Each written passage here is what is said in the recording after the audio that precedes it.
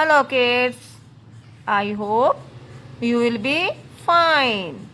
Dear students, जैसे कि हम पहले भी 2 जो चैप्टर है वो रीड कर चुके हैं, आज हम लेसन नंबर 3 जो रीड करेंगे जिसका नाम है जय जवान जय किसान।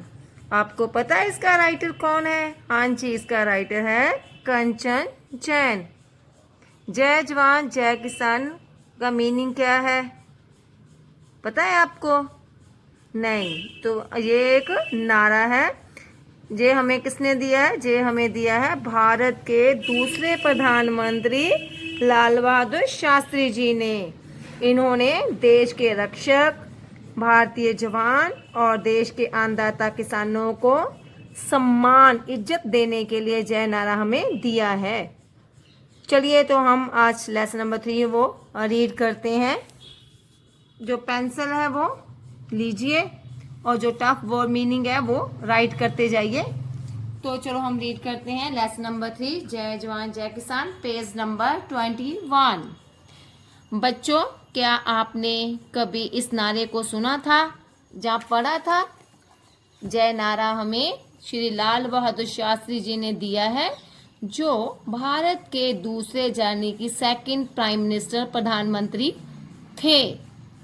लाल बहादुर शास्त्री जी का मानना था कि भारतीय जवान अपनी जान हथेली पर रखकर यानी कि मरने की परवाह ना करना देश जो है की रक्षा करते हैं। कहाँ पर देश की रक्षा करते हैं? सीमा पर, बॉर्डर पर। इसी तरह देश के किसान अपने परिश्रम, मेहनत से धरती को सींच कर यानी कि धरतियों में अन्न उगाकर करते हैं। वे क्या है? हमारे अन्नदाता है। अतः देश के विकास यानी कि उन्नति में दोनों का ही योगदान सबसे अधिक है। इन दोनों के बिना देश की उन्नति, विकास नहीं हो सकता। उन्हें सम्मान, इज्जत देने के लिए ही इन्होंने जय जवान देश के रक्षक, जय किसान जो हमारे कृषक अन्नदाता है, उनको यह नारा दिया है। लाल बहादुर शास्त्री जी का जन्म 2 अक्टूबर 1904 ईस्वी को बनारस के कस्बे मुगल सराय में एक साधारण परिवार में हुआ। जी, आपको 1 वर्ड क्वेश्चन भी आ सकता है। उनकी माता का नाम क्या था? राम दुलारी। और पिताजी एक अध्यापक थे जिनका नाम था शारदा प्रसाद। बचपन में ही उनके पिता स्वर्ग सिधार गए, जाने की उनकी डेथ होगी, वो मर गए, मर जाना। उन पर तो जैसे पहाड़ ही टूट पड़ा, मुश्किलें जो हो आना, मुसीबतें आना। किंतु उनकी इच्छा शक्ति इतनी प्रबल मीन्स तेज थी कि अपनी विपरीत परिस्थितियों से जूझते हुए, इतनी मुश्किल, इतनी कठिनाई भरी जो हालात से उनसे लड़ते हुए भी इन्होंने अपनी पढ़ाई जो है जारी रखी। वे बचपन से ही साहसी थे, निडर, पक्के इरादे वाले थे और विनम्र, कोमल स्वभाव के थे। उन्होंने प्रधानमंत्री के पद पर पहुंचकर यह सिद्ध कर दिया, साबित कर दिया कि वे गुदड़ी के लाल थे, यानी कि छुपे हुए रुस्तम। उनका स्कूल गंगा पार था। कहाँ था? गंगा पार। नाविक मीन्स नाव चलाने वाला। गंगा पार ले जाने का जो गंगा पार जाते थे उसका जो नाव चलाने वाला है वो किराया लेता था 1 पैसा। आर्थिक जाने के घर दे हालात जड़े वो चंगे नहीं सीगे। आर्थिक तंगी के कारण वे गंगा नदी को अक्सर तैरकर ही पार करते थे, क्योंकि इनके पास किराया देने के लिए पैसे नहीं थे, वे तैरकर जाते थे। एक बार वे गंगा के पार जो है मेला देखने के लिए गए। अपने सहपाठियों, साथ पढ़ने वाले के वापस आते, उनके जब उनके साथ वे वापस आ रहे थे तो वे जानबूझकर उनके जो पीछे रह गए। क्यों? क्योंकि गंगा पार करने का किराया देने के लिए उनके पास जो पैसे नहीं थे। वे अपनी प्रबल इच्छा शक्ति यानी कि अपने तेज कामनाओं की या इच्छा जो है, उनकी शक्तियां सी जो है थी उनकी के बल पर उस गंगा नदी को पार कर गए।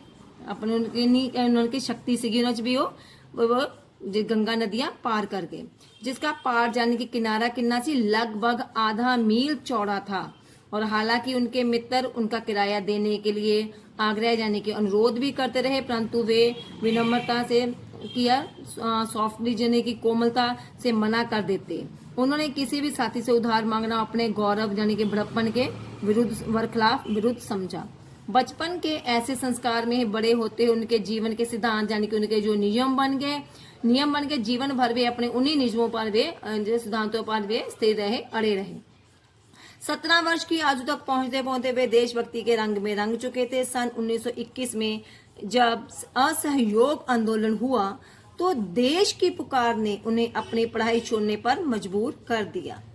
उन दिनों देश की खातिर उन्हें जेल भी जाना पड़ा।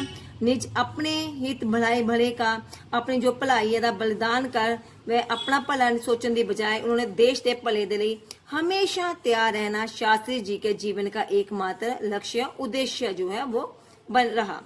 जेल से आने के बाद जब उनको मौका मिला तो उन्होंने शास्त्री जी की पढ़ाई पूरी की। तभी से उनके नाम के साथ जो शास्त्री है वो जुड़ गया। देश सेवा के लिए अपने परिवार का जो बलिदान है देने वाले वे निराले अनोखे देशभक्त थे।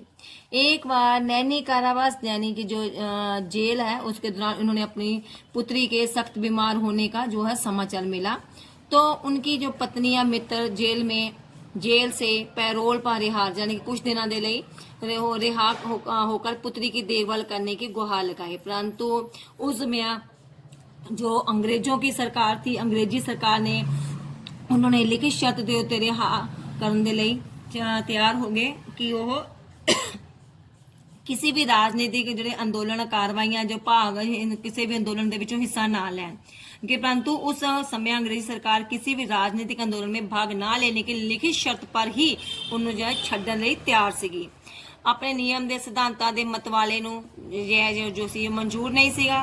ਬੇਟੀ ਦੀ ਜੋ ਤਬੀਅਤ ਸੀ ਨਿਰੰਤਰ ਲਗਾਤਾਰ ਜਿਹੜੀ ਉਹ ਵਿਗੜਨ ਲੱਗੀ ਤੇ परंतु शास्त्री जी देश के भले ਦੇ ਵਿਰੁੱਧ कोई भी फैसला नहीं मतलब कि लेना चाहते सी और ना ही उन्होंने लिया। फिर सरकार ने ही बिना शर्त उन्हें फिर 15 दिन फिर उन्होंने बाद चो की उन्होंने 15 डेज के लिए जेल के विचों रिहा कर दिता। जो शास्त्री जी की बेटी के पास पहुंचे तब तक उनकी जीवन लीला समाप्त यानी कि वो डेथ हो चुकी सी, मर जाना वो मर चुकी सी। ऐसे में शास्त्री जी दुखी जरूर हुए परंतु आज़ादी के दीवाने के इरादे बिल्कुल भी डगमगाए यानी कि लड़खड़ाए बिल्कुल भी नहीं, उसी तरह डटे रहे। उसी प्रकार एक जेल यात्रा में उन्होंने पुत्र को टाइफाइड का होने का संदेशा मिला। फिर भी वही विकट समस्या बड़ी मुश्किल सीगी। अपने सिद्धांतों से समझौता तो उन्होंने कभी किया ही नहीं था। इस बार भी ब्रिटिश सरकार ने उन्हें बिना लिखित शर्त के 1 सप्ताह के लिए रिहा किया। तब तक बहुत देर हो चुकी थी। बुखार जो है 104 डिग्री से 106 डिग्री तक पहुंच गया। बेटे के जो होंठ है वो भी सूज गए। जेल की रिहाई का 1 सप्ताह भी बीत गया। पुत्र ने कहा, बाबूजी अभी मत जाइए। कितनी विकट घड़ी थी, मुश्किल घड़ी थी। एक तरफ जिगर का टुकड़ा बेटा था, मौत से जूझने की मौत से लड़ाई कर रहा था और दूसरी तरफ माता की आजादी की पुकार थी। सिद्धांतों पर अटल शास्त्री जी ने भरे मन से बेटे से हाथ जोड़कर विदा ली और अपने देश मातृभूमि की रक्षा के लिए जेल की तरफ चल पड़े। धन्य थे ऐसे वीर सपूत जिन्होंने अपने सिद्धांतों से समझौता करना आत्मघात मतलब कि अपनी हत्या आप करने वाला। वह दृढ़ निश्चय यानी कि पक्के इरादे और सिद्धांतवादी वीर नायक भारतवासियों को 11 जनवरी 1966 ईस्वी को छोड़कर चिर निंद्रा में सो गए यानी कि वो मर गए, डेथ हो गई उन्होंने। समस्त भारतीयों ने उन्हें आंसू भरी आंखों से भावभीनी विदाई दी। उनका आदर्श जीवन आने वाली पीढ़ियों के लिए एक प्रेरणा स्रोत मतलब ये प्रेरणा देने वाला। उनका नाम भारतीय इतिहास में सदैव हमेशा ही अमर रहेगा। थैंक्स।